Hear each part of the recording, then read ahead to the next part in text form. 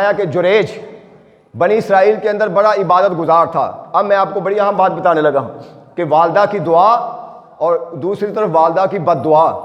بد دعائیں عام طور پہ والدہ کرتی نہیں ہیں، لیکن بعض اوقات مجبوری میں کلمہ ایسا نکل جاتا ہے مگر وہ پورا ہو جاتا ہے۔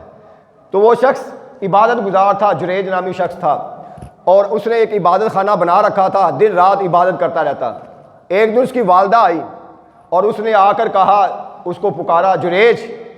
اس کے دل میں خیال آیا کہ میں اللہ کی عبادت کر رہا ہوں، میں اللہ کی عبادت کر رہا ہوں، اب میں نماز کو توڑ کر اپنی والدہ کی بات سنوں؟ لہذا اس نے عبادت کو جاری رکھا۔ اس کی ماں باہر پکارتی رہی، اس نے بات نہ سنی اور ماں پکارتی پکارتی واپس چلی گئی۔ اگلے دن آئی، پھر وہ عبادت میں مصروف تھا، اس نے پکارا مگر یہ عبادت میں مصروف رہا اور اس نے بات نہ سنی اور واپس چلی گئی۔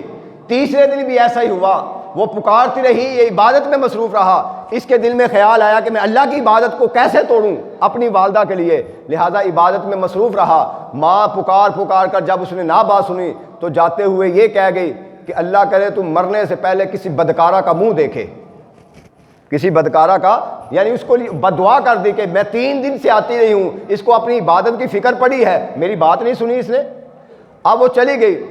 بنی اسرائیل کے اندر چرچا ہو گیا کہ یہ بڑا عبادت گزار ہے، لوگ اس کے پاس بڑے جاتے ہیں اور یہ نیک نامی اس کی عام ہو رہی ہے، لہذا انہوں نے ایک سازش کی۔ سازش یہ کی کہ اس کو بدنام کرتے ہیں، اور ایک طائفہ عورت جو تھی، بدکارہ عورت جو تھی، اس کی ڈیوٹی لگائی اور اس کو بھیجا کہ جا کے تو اس کو بدنام کر۔ وہ اس کے عبادت خانے میں گئی اور اس کو باتیں کی، بلایا، مگر وہ عبادت میں مصروف رہا، اس نے اس کی بات نہ سنی۔ اس نے کہا، پھر اور حربہ استعمال کیا۔ اس نے دیکھا کہ وہاں ایک چرواہا بکریاں چروا رہا تھا۔ یہ جو حدیث میں آپ کو سنا رہا ہوں یہ صحیح بخاری کی حدیث ہے۔ تو بکریاں چروا رہا تھا اور وہ بدکارہ اس کے پاس گئی، اس سے بدکاری کی، حاملہ ہو گئی اور بچہ پیدا ہو گیا۔ جب بچہ پیدا ہوا اس نے بنی اسرائیل میں یہ مشہور کر دیا کہ یہ جو عبادت گزار جریج ہے نا، یہ اس کا بچہ ہے، یہ اس کا بچہ ہے۔ لوگ سارے اکٹھے ہو کر آ گئے، ڈنڈے پکڑے ہوئے ہاتھ میں، مارنے کے لیے۔ بڑا نیک نامی بنتا ہے، بڑا عبادت گزار بنتا ہے، تہجد گزار بنتا ہے، مگر کارنامے اس کے یہ ہیں، کرتوتیں اس کی یہ ہیں۔ سارے اکٹھے ہو کر آ گئے اور آ کر کہا، ہے جریج بتا یہ بچہ کس کا ہے، بتا یہ بچہ کس کا ہے؟ یہ عورت کہتی ہے یہ اس کا بچہ ہے۔ اس نے کہا آپ تھوڑی دیر کے مجھے ایک لمحے کے لیے مہلت دے دیں۔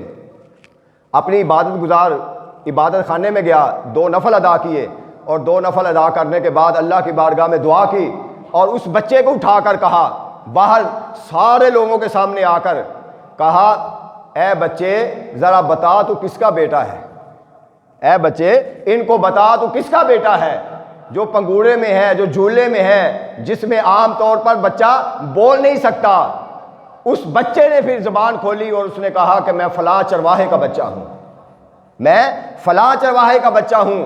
اس بچے نے اس کی عزت بچا لی، لیکن جو تہمت اس پر لگنی تھی وہ اس لیے لگی کہ اس نے اپنی والدہ کی بات نہیں مانی تھی، اور والدہ نے کہا تھا کہ تم مرنے سے پہلے کسی بدکارہ کا منہ دیکھے۔ اس کو دیکھنا پڑا، اس کو دیکھنا پڑا۔ والدہ کی زبان سے جو دعا نکلتی ہے وہ بھی قبول ہوتی ہے، اگر خدا نہ خواستہ کوئی بد دعا نکل جائے تو وہ بھی قبول ہوتی ہے۔